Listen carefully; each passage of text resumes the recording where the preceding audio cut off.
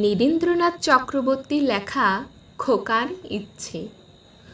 উঠতে বসতে বাবা হাঁকেন, বলবো তোকে কি আর, হতেই হবে তোকে দেশের মস্ত ইঞ্জিনিয়ার।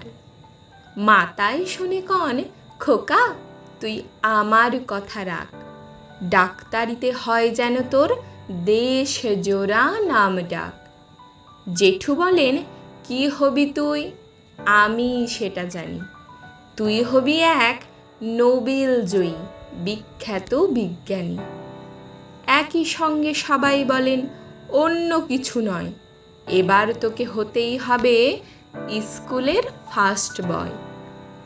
আমার ইচ্ছে ঘুড়ি ওড়াই, লাট্টু ঘোরাই, আর ক্রিকেট খেলি, সাঁতরে করি পার মস্ত দিঘি। কিন্তু সেসব করতে গেলেই সবাই আসেন তেরে, সবাই বলে মন্দে পড়ায় এক্ষুনি সব ছেড়ে। কি আর বলবো, এখন আমার অবস্থাটাই এই, লেখাপড়ায় দিন কেটে যায়, কিচ্ছু খেলা নেই।